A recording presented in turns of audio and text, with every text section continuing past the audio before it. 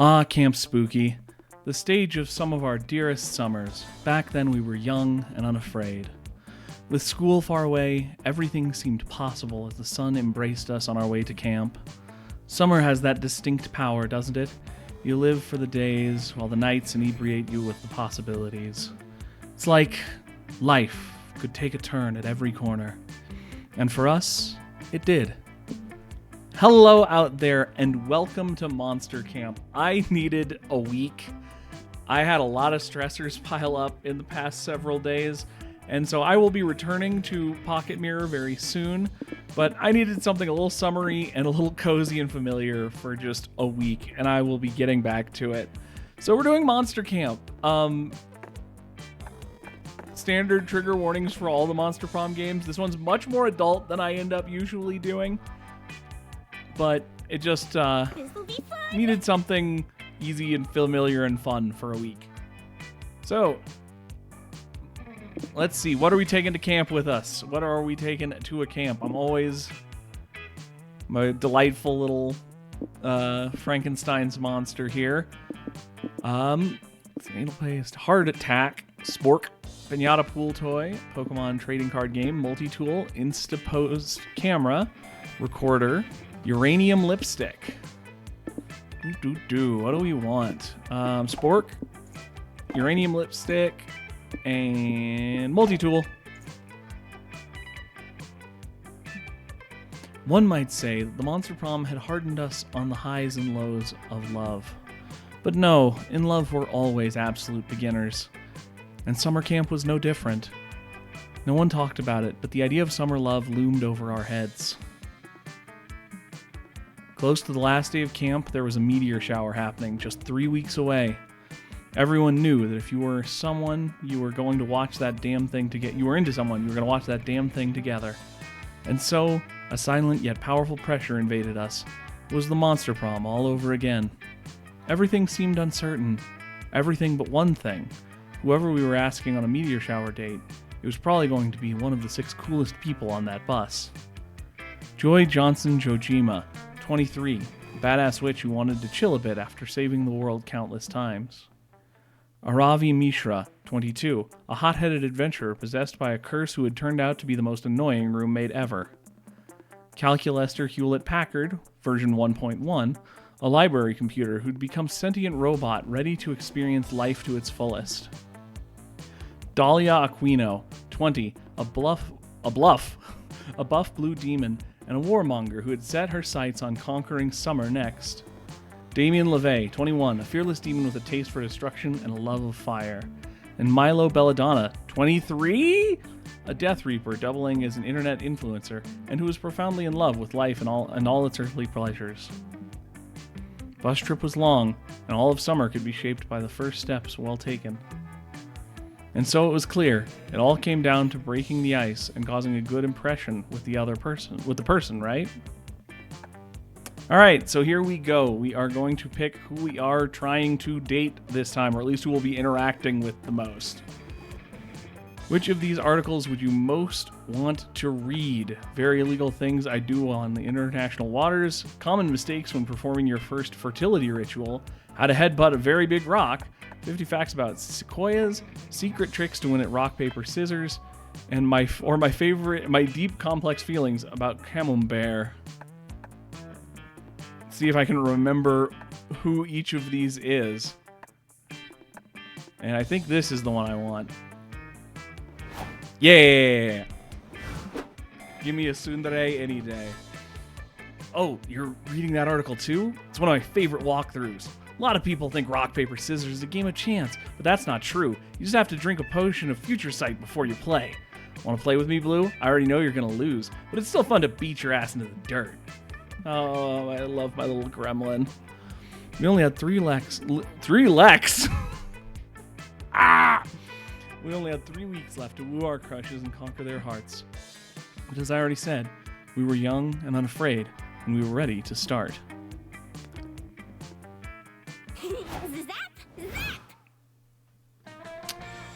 Alright. So I know boldness is generally important for Aravi. I don't remember what the other one is off the top of my head. were very unfun, but we also don't want to set up too many ties. Basically, premise of the game, for those who don't know, you play as monsters, you're trying to do dates, and the way you do that is by making choices that are the correct ones based on your stats. And you can improve your stats by going to various locations where events will happen that you have to make those choices. And it's very randomized and very fun and very mature. We can't break up our smarts and charm tie without creating another tie with boldness. So I'm gonna go for creativity, I think. That day, the Monster Scouts hike around the camp, cleaning up the litter to respect the nature and stuff. Nobody but Coach gives a damn about picking up trash, but it does quickly become a contest to find the coolest garbage. Some find used condoms, others find weirdly shaped fruit. You somehow find a Rembrandt. It's an original. The mystery of how the Rembrandt ended up there will go on to trigger the most epic adventure you will all go on during this summer, but it won't happen on screen. But you still gain 2 creativity just by looking at it. So magnificent. You find a Ravi, and the two of you walk around the HQ building, opening up every single drawer in the case. There are useful items inside. All seems well until... Bear attack! Bear attack! I'm a bear and I'm attacking! Ah, the chilling cry of the deranged attack bear. A beast as rich as it is cunning rich and cunning as it is in XP. Stand back, Blue. I'll handle this. While I'm pleasantly surprised by your commitment to bear safety, Ravi, I just want to make sure... You know I'm not an actual bear, right? Just your old pal Coach dressed in a bear suit in order to increase bear awareness. Oh, Ravi, why are you standing there frozen, staring off in the middle distance? Is this some new millennial dance I'm unaware of? Oh god, I've seen this before. She's menuing. Again, clarification. Ravi's cursed. Hex is the curse. What? She's navigating her attack menu in order to select the perfect move with which to defeat you. What? Attack menu? The one in her head, I guess. Although I'm in her head and I don't see any attack menu. I'm always just tell her to choose something randomly and get it over with. You don't get it, you dumb curse. Monster hunters are weak against bears because their bears are technically beasts, not monsters. I've got to choose the perfect attack to counter my type disadvantage. Otherwise, this combat might go suboptimally. Gasp! Oh no. I'm not Coach. Well, I'm in a real bear attack. I'm in a real bear attack. You can't expect the bear to wait around while you select a perfect attack. So neither will I. Roar and stuff. Coach charges towards Ravi. Quickly, help her break out of decision paralysis. Should be analysis paralysis. Come on. Before she falls victim to the fake bear attack. Repeal the Second Amendment to the United States Constitution, removing the right to bear arms. That feels like smarts. Hard to say in this game. This is the one that usually is a little more funky on these. The only thing stronger than a bear is 27 bears! Ooh. Ooh. I think this is my right one. Yeah! Ravi pulls out a spreadsheet of enemy strengths and weaknesses and considers it intensively. Bear type, bear. Strong against hunter type, fish type, honey type. Weak against 27 bear type. You're absolutely right. All right, I cast Bear Force 1. Before you know it, the air is full of militaristic growling as 27 parachuting bears descend on your location. It's a veritable bear strike. The bears land one by one and gather around Coach. You prepare for an ugly scene. Guys, look, I was just trying to teach my students how to stay safe from bear attacks out here in the woods. Are you really gonna maul an old Coach over here? What? Says the bear leader. Maul you? See, this is exactly the issue. Yeah, says another. While wilderness bears attack do happen, they're actually quite rare. By posing as a bear and attacking summer campers, you're contributing to a harmful image of bears as bloodthirsty behemoths who only care about the murder and picnic baskets. Picnic baskets! And don't even get us started on that goofy Yogi growls moment, speaking of. But how am I supposed to teach students about bear safety if not by dressing up in this costume and threatening them with physically and intellectually? Well, I suppose we can't stop you, says one of the bears, but you could at least take the steps to present a more well-rounded picture of bear culture. Sure I can, but I'd really appreciate it if you guys could help me develop my bear curriculum. After all, I don't want to be accused of cultural appropriation. Again. Enjoy your youth. Plus, as I always say, many hands make light work, especially if those hands are bear hands. The bears agree to come and teach a workshop on bear literature and cuisine. And Coach agrees to attach a label to the back of his costume that says not actually a bear. And since he's not a bear, this whole lecture is now moot. You figured out Aravi might enjoy exploiting a loophole like that. You gain 2 smarts and 1 fun.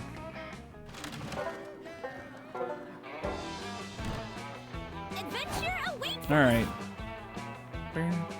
Boldness. We need to break up our boldness tie. So boldness it is.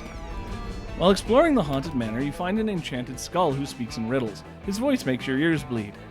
You decide to name him Sparky and put him in your keychain as a fun pet. He tells you all sorts of cool things like beware the tides of Venus and if you meet a guy named Lenny at Costco, don't give him $20. Sparky also tells you exactly when and how you'll die. Apparently it's going to involve lots of mozzarella sticks. You gain 2 boldness for gaining that foresight. Oh boy. Hey Blue, get your sorry ass in here. We found a room in the manor that isn't haunted somehow. You follow Dahlia into a room only to find that it's fucking crawling with ghosts. Oh, don't worry about them. This is where the ghosts go when they're on break. No spooky stuff at all. Yeah, and I'm taking advantage of their relaxation by killing them for some bonus XP. Hey, I thought we weren't gonna fight any of the ghosts in this room. We did say that, but actions speak louder than words, Joy. My therapist taught me that. Guys. I'm gonna be doing a lot of this voice if I don't break off. Okay, let's do something different. Guys, there's writing on the window over there. You didn't tell me there'd be reading in this room. At least it's written in blood. That's kind of cool. I know what you did last summer. What's that supposed to mean? No, not the Jason ripoff. It means I know what you did last summer. Oh, phew, it's just the knife guy. Hey, knife guy, do you know the writing on this window is about? My name is Jerry, not knife guy. And you can't just ask me to tell you what you did last summer. You did it. You should know. But if you also know, shouldn't you be able to tell us what specific thing you're referring to? Ugh, you guys just don't get it. You are supposed to frantically ask yourselves that question before dramatically remembering right before I stab you. You're also supposed to spin in a circle, yelling at nothing, if I recall correctly from that movie. Here, maybe it'll help if I stab you all a lot. Ugh, I can't believe you don't remember. So rude.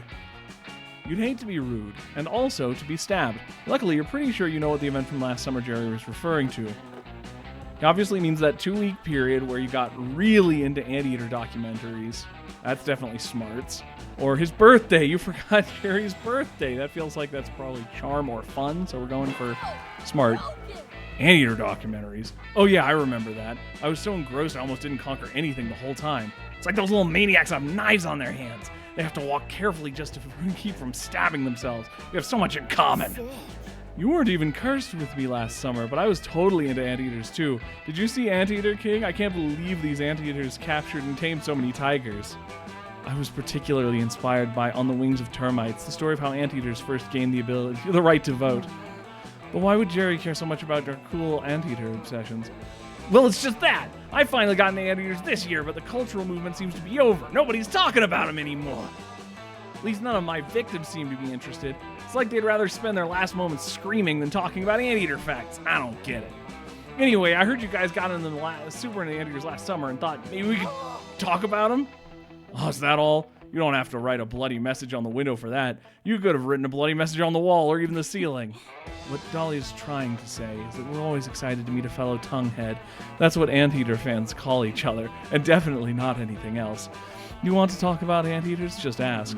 Yeah, sorry. I was writing anonymous messages in blood on people's windows. It's my way of insulating myself from social anxiety. I'll try to be more direct in the future. You gotta get over that, man. It's like we say in the anteater community, you can't slurp the ants if you don't tongue the anthill. Vulnerability is key. Wow, you're right. Thank you. Or should I say slurp, slurp, slurp? This guy gets it. He totally gets it. You spend hours geeking out over the fine anteater cinema. Jerry's having so much fun he only stabs you a few times. You gain 2 boldness and 1 charm. All right. Campfire time! Campfire time! So at campfire, we get to pick who to sit next to build our relationship a little further, so you don't have to go with the person you're dating if you don't want to. You can also go to our Mossman, the Mothman, who does gossip and can affect some stats. And you can actually do secret endings with, but I don't know if I've done enough to unlock that, and it's fine. We're keeping it cozy. You've been waiting 20 goddamn minutes for someone to pass through the marshmallow bag. You finally get up and realize who's hogging it. Fuck you, LeVay. I know I'm the best at making s'mores. I'm better than you at everything I do. And also better at everyone at everything, period. Yeah, Robbie, cool. We get it. You like winning at stuff, and that's your whole character or whatever. Listen up, noobs. But unlike you, I have some depth now, which means I'm not just better than you at catching these marshmallows on fire because I'm an edgy pyromaniac. It's also because I have fucking anger issues, and losing at this would really piss me off. Aren't they the cutest, Blue? Yeah, I'm talking to you, broski. I know while you're here. You want to get a taste of someone's delicious forbidden marshmallow, right? You should try judging their s'more making contest for a bit. I've been doing it for the past half hour, but I keep forgetting to give them criteria. I think I just like eating free s'mores.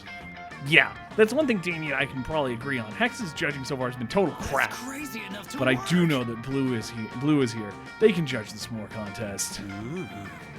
Everyone knows that Blue's completely unbiased and has no ulterior motives for trying to impress you or me with their judgment. Nah, let's both be real. You definitely already know who you're going to give the win to, even if these two are objectively the two worst s'mores you've ever eaten.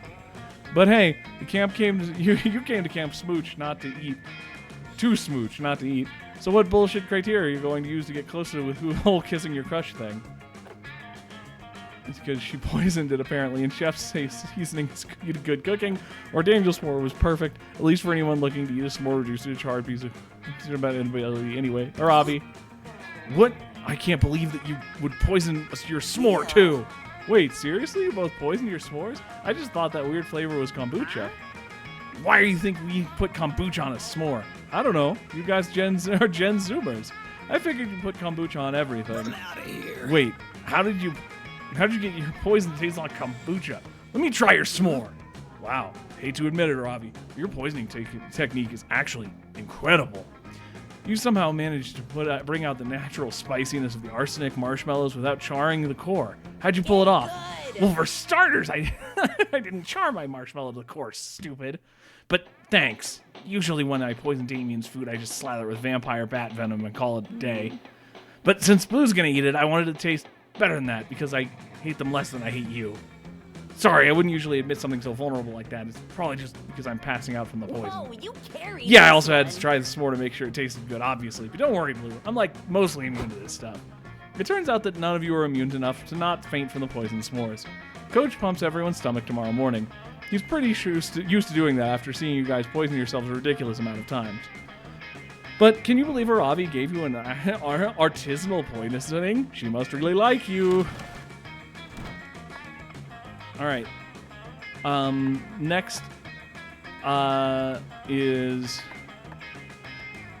drinks, which is how we can do some weird stuff to either mess up the game or just to unlock secret endings. So I'll just take the gamble and see what happens. That weekend, you visit your good pal Juan. He knows a thing or two about getting wasted. Bueno, bueno. Look who's here. I was just experimenting with these drinks here.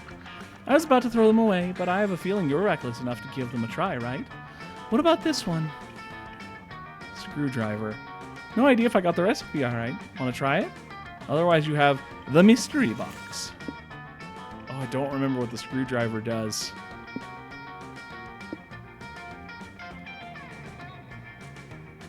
Which means it's not one of the secret ones, so the box! Pina Colada. The mystery box, so bold of you. Hope you're happy with it, no refunds. If you like pina coladas. The pina colada is a concoction that will shake the inside of your own skull. Choose 2 stats and see how the kick of this beauty makes those stats swap. Ooh, interesting. Well, if I don't want to risk anything, I just swap charm and creativity.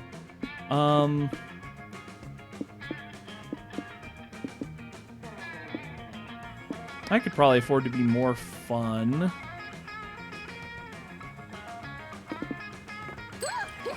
Yeehaw! Still hard to believe you drank that. Good luck, I guess.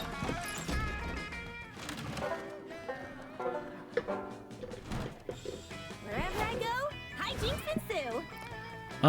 Now we need to break up our tie on charm and fun. Charm. Today you're playing the most dangerous Camp Dome game of all, Charm Wars. The rules are simple. You must gain charm by the end of the round or you will die instantly. Blue, you're better earn some charm quick. Like in the next 10 seconds or you're gonna fucking die. Holy shit, earn some charm already. Oh, okay, thank God. You just earned 2 charm. Phew, that was way too close. Later that day, you see Aravi and Dahlia training together for the next Dome games. They're both covered in blood and the ground is littered with disemboweled bodies.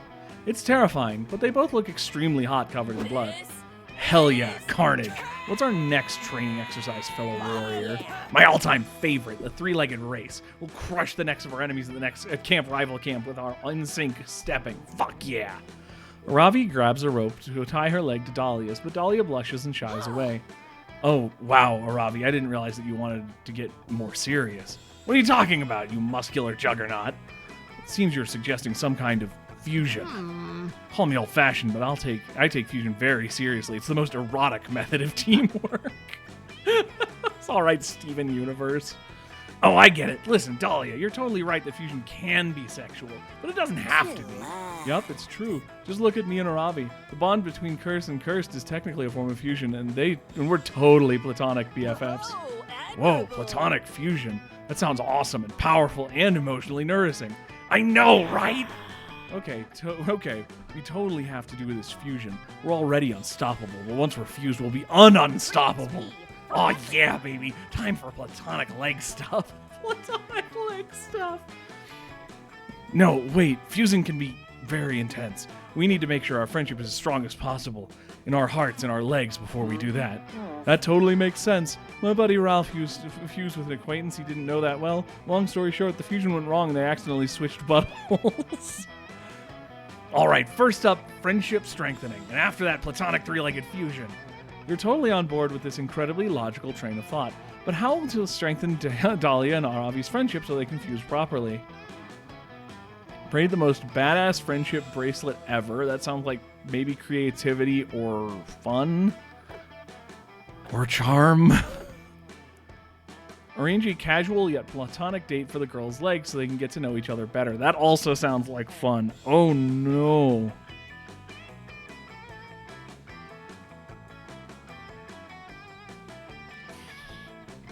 I think it's the bottom one. Yeah. Ooh.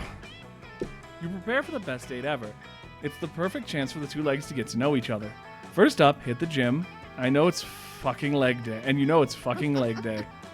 Bet you never seen calves like this before, huh? I rub them down every night with a special protein gel potion.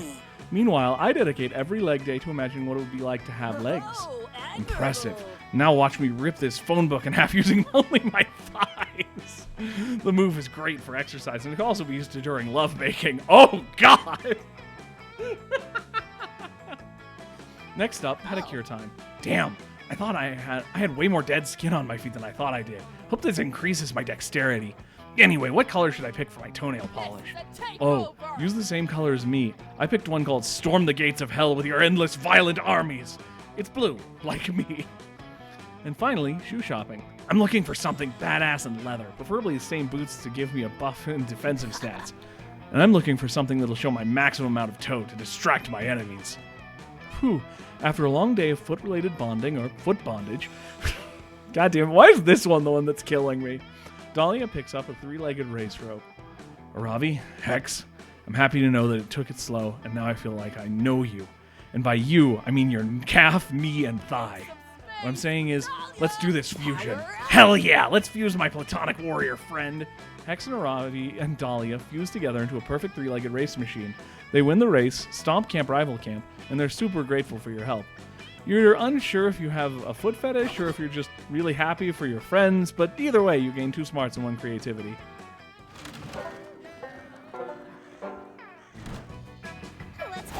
Let's go!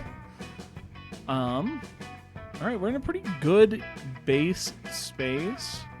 Let's up creativity a bit since it's behind and it won't create any ties.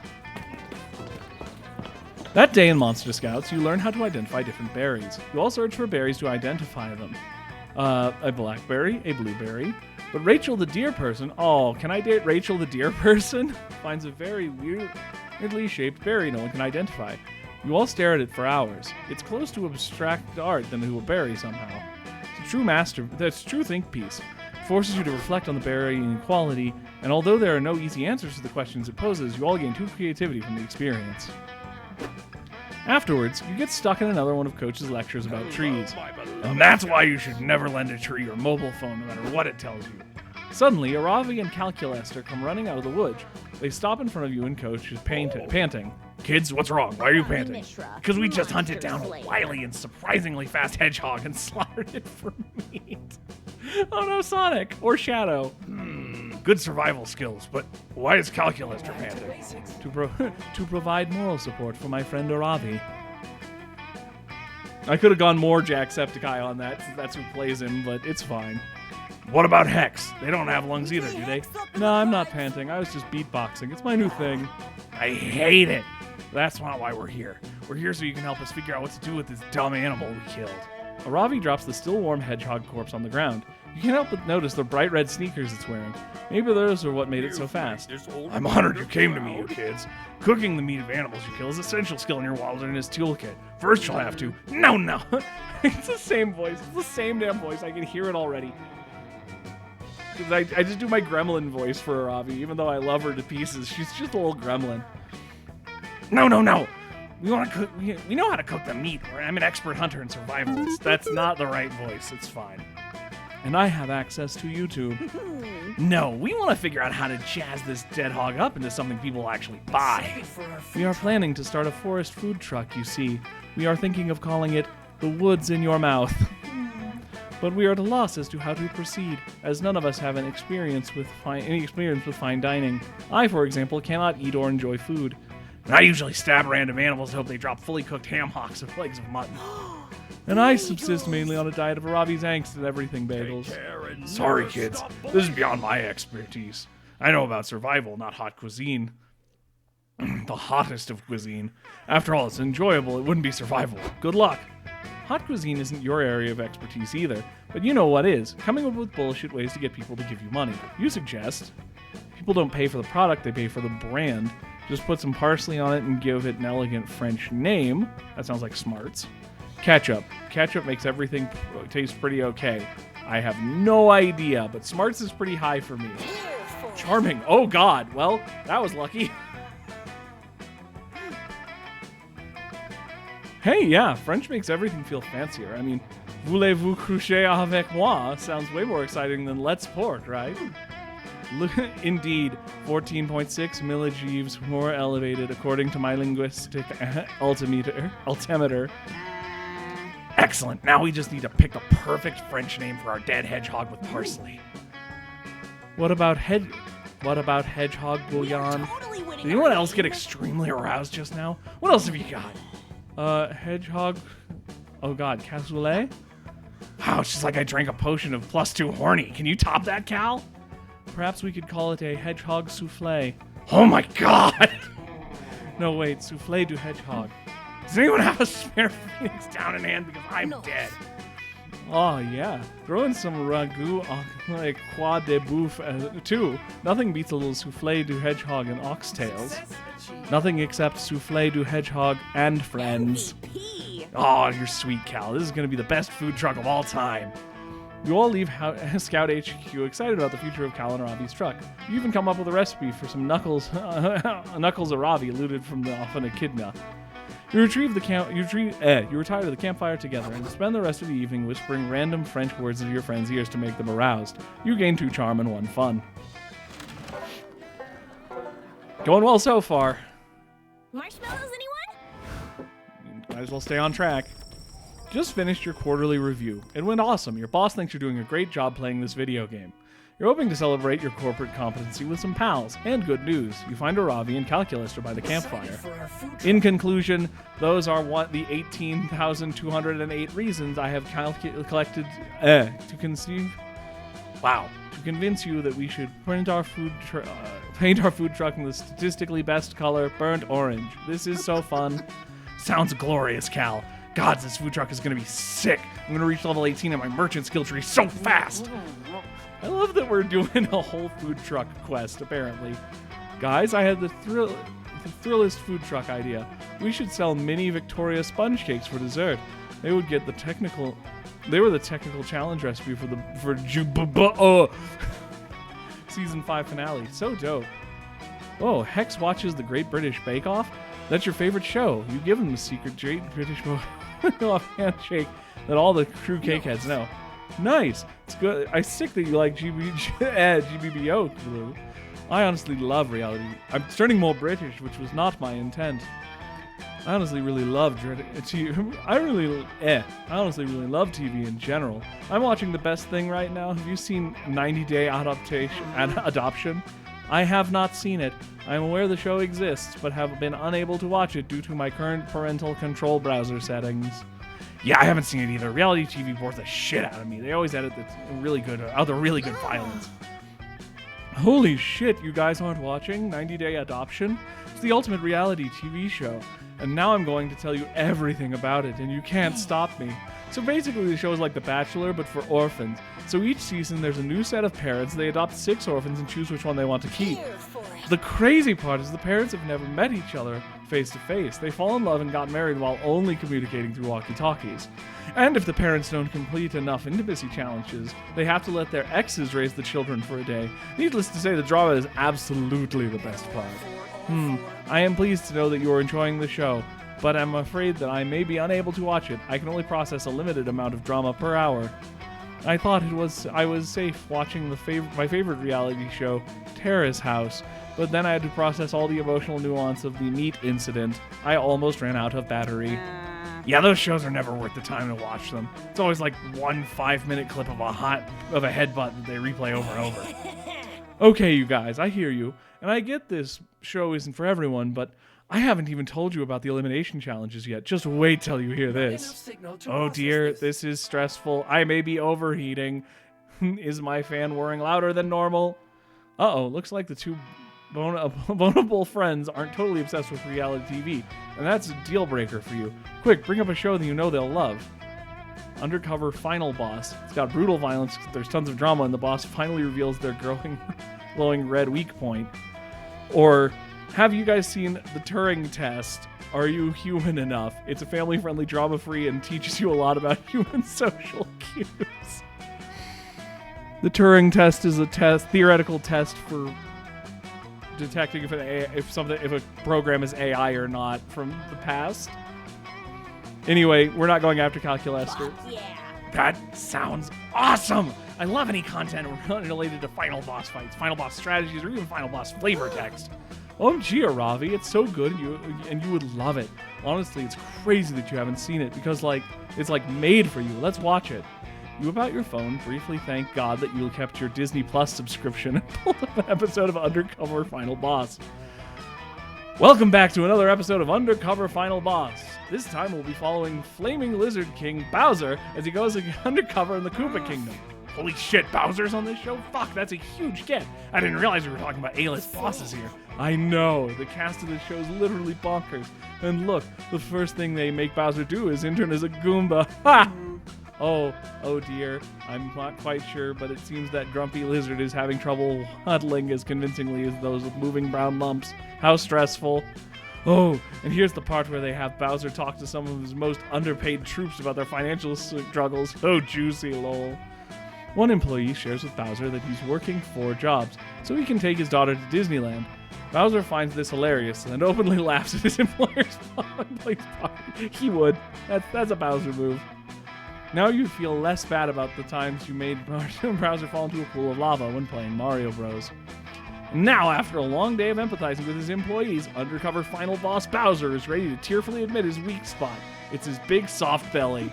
Damn, those shows are fucking good. Did you see how long they zoomed in on that weak spot? Talk about fan service.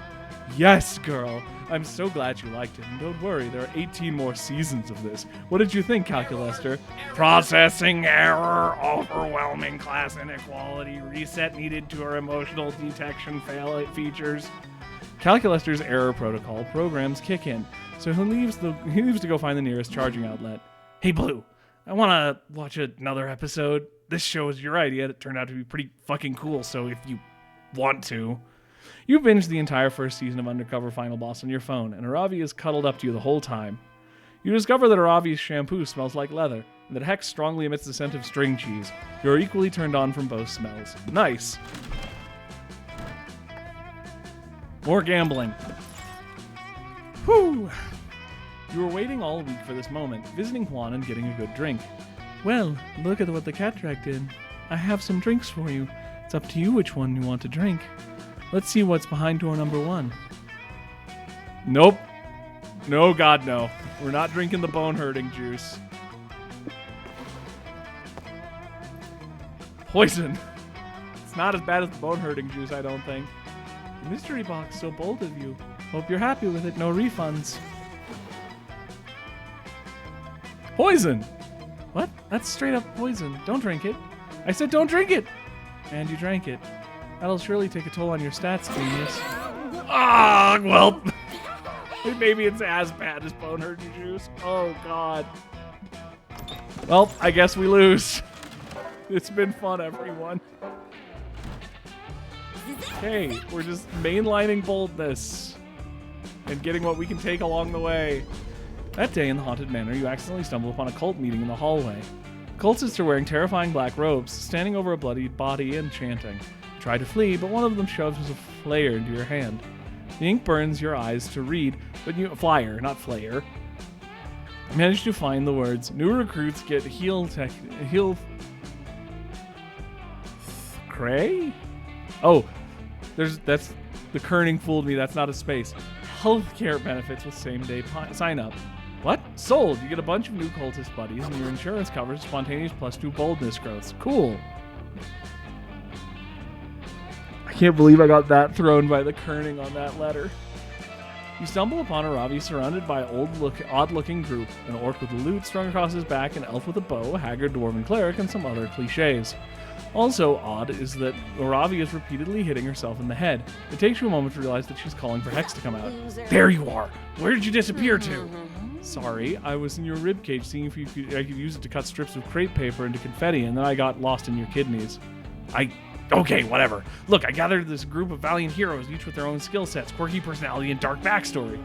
Cool. Why? What do you mean, why? You asked me to. You said to organize a party. Honestly, I never liked you more than I did in that moment. When I realized you were finally taking interest in the things I enjoy, that you were getting excited to raid a dungeon. Raid a dungeon? No, Aravi, when I said a party, I meant a party. Like with pizza and confetti and music and drinks and games. Can't you have normal fun without needing to go into dark maze-like dungeon and kill monsters? Gosh! I feel like we will never truly understand each other. You are so one-note, Aravi. Just like the rest of your tropey friends. I was really trying to bond. I mean, we're already bonded in that you're a curse that's attached to me, but I mean the spiritual kind. Aravi seems genuinely disappointed, and you can't have that. Time to turn party into a party. So Hex will be happy, and Aravi will be also happy. In a moment of genius, you realize exactly what party member would make this the perfect party goer. Eesh. I don't know. I mean, Bard, I'm pretty sure is fun, which is a 1 right now, but we're in a bad spot no matter what we do. Whoa. Ned, is that true? I mean, of course that's true. That's why I wanted you to come bake for Hex. But for the rest of the party, fun pizza party, not adventuring party, maybe you could tell us a little more about that while you bake. Oh, sure, Ned says, looking a little embarrassed to be on the spot. Well, I studied the Lich and Levin Academy for the Necromantic Arts / Artisanal Baking. Oh, yeah. That's actually amazing. How do you know you wanted to be a necromancer and a baker? I actually just wanted to be a baker, Ned says, beginning to make a cake. I've just always had the ability to raise the dead, albeit with a lot of stipulations initially. I used my passion for baking to open a pie shop, but when I brought my childhood sweetheart back to life and my magic prevented me from ever touching her, I decided to formally study necromancy. Once I leveled up enough, I was able to resurrect her as a more traditional, formal ceremony which allowed us to kiss. Once we got married and lived happily after. Nice. I read all of that wrong, and I apologize. Who knew? What an interesting life story you have. Who with interests outside adventuring and necromancy. I've always thought it would make for a good TV show, but if you told my whole story, because it would be heartbreaking to cut it off before I succeed at finding a new way to get together with the love of my life. Cake's done. You can stop oversharing now. Here, Hex, eat some of this delicious cake. Has anyone else been hiding secret backstory/hobbies? The cleric timidly steps forward. Well, even though I'm known for my divine powers and love of healing, what I really want to do is play basketball, for which I chose a very funny voice. The monk barbarian raises his hand. Although I've known about my skill in hand-to-hand combat, I also have immense proficiency in ballet and double Dutch jump Listen roping. here, Aravi. Did you notice something here, Aravi? That the monk barbarian's jump rope is actually some guy's intestines? No, Aravi. It's that they all have other interests too. And look, none of them are any less amazing adventurers. After all, they're the people you called when you wanted a party, right? I guess you're right. Maybe we can turn this party into a chance for me too. Do it for a chance to me to, dare I say it, pick up a new hobby. Love it! Do you want to be my Blue, since it was your support? idea to ask, Ned, do you think you could help me figure out what I like? You heroically managed to not to make an innuendo, and instead smile and get around to Aravi trying everything from ballet to to beadworking and to billiards. You try so many different things that by the end you gain 2 smarts, 1 creativity, and a handmade scarf, and a pretty decent finger painting. All right, we're trying to salvage our stats after a poison debacle. Let's bump up creativity. We're not going to be able to salvage fun. You spend all day trying to learn how to use the North Star, to know your location and never get lost. It's a fierce challenge and everyone gets, like, super lost. You say fuck it and try the next text the North Star to ask for directions. Maybe no one ever asked. Of course, this achieves nothing. It's a star, and you should stop trying to resort to sheer absurdity to solve your problems. You get no badge. No one does. It was all a trick test, and it wasn't even nighttime. But Coach awards you with 2 creativity for your lateral thinking. You're living your best Camp Spooky life when Aravi saddles up to you looking a little more bashful than usual. Oh, hey there, Blue. Fancy seeing you here at this place where you often are hanging out at this time, which I have taken note of. Look, I've enjoyed our adventures of late, and I wanted to invite you to some sort of normal activity like a shopping trip. But then I reminded her that she doesn't shop. But then I realized I don't shop because I craft my own items, and that could be a romantic date as well. I mean, a productive time that will set us up to be well-equipped for guests.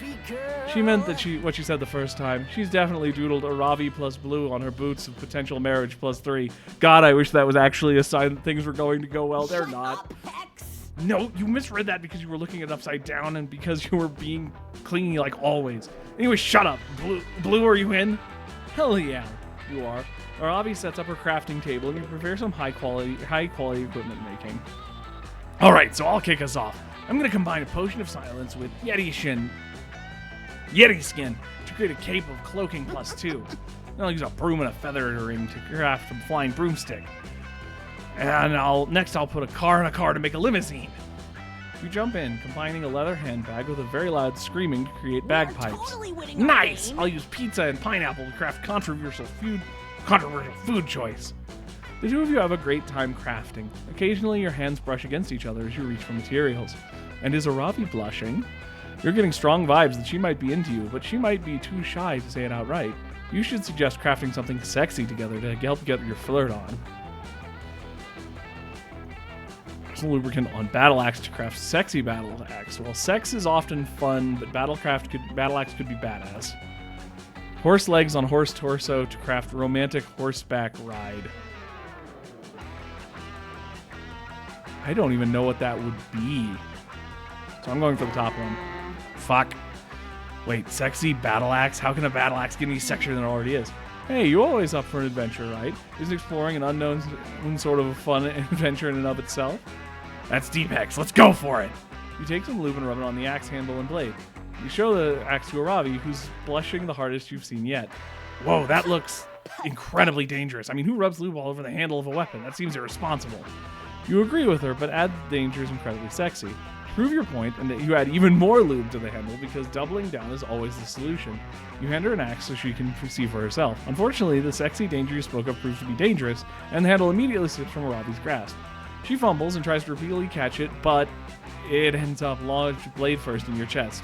Aravi tries to pull the axe handle out, but it's so slippery from the double lube that she can't get up enough good grip. This is rough. And also, why does it smell so weird? Through your screams of pain, you tell her that lube was coconut scented. Oh, that's what it is. I was craving ice cream, and now I couldn't figure out why. Can we get some coconut ice cream? That does sound good, and I'm not having any luck getting this axe out of Blue anyway. It's not like I really need it here. Loser. All right, let's get ice cream. Good luck, Blue. Maybe don't put weapons, lube on weapons in future quests. Let's go craft maraschino cherry. Put a maraschino cherry on hot fudge to craft delicious sundae. It doesn't take long for word to spread about the lubed up battle axe embedded in your chest. Soon, all the knights from the neighboring kingdoms come to summer camp to try their hand at the mythic task of pulling the sexy battle axe from the sexy wounded torso that came to be sexy king of all England.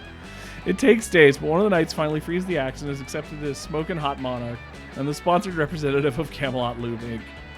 Good for them, but you bled out and alienated Ravi's. Oh, minus stats. Oh god. Well, it's over. We failed. We're going home, everybody. I mean, we're gonna try, but we're gonna fail. But we're gonna try. Let's go. Finally get up the courage to ask your beloved and watch the meteor shower with you. Wait, you want to be my summer best fling? Plot twist. Gotta pass. I've already been cursed by Hex. No need to add the curse of dating someone who kind of sucks. You're the real I'm cursed enough as it is. loser. Bye. Muted. Oh no, being rejected turns out to be very embarrassing. You pull all those camouflage classes you took to the test. You cover yourself in leaves and smile to camouflage yourself as a person who's okay. But you fool no one. Everyone sees you're broken inside from the rejection. You couldn't do even this without fucking it up. Congrats. And that's the game! Oh boy. Well, thanks for joining me on this little comedy ride. I needed this for today. I do know that this song can sometimes get flagged, so I'm just going to skip the credits here. Thanks for joining me. Thanks for putting up with me needing a day, and I hope you guys enjoyed. See you in the next one. Bye.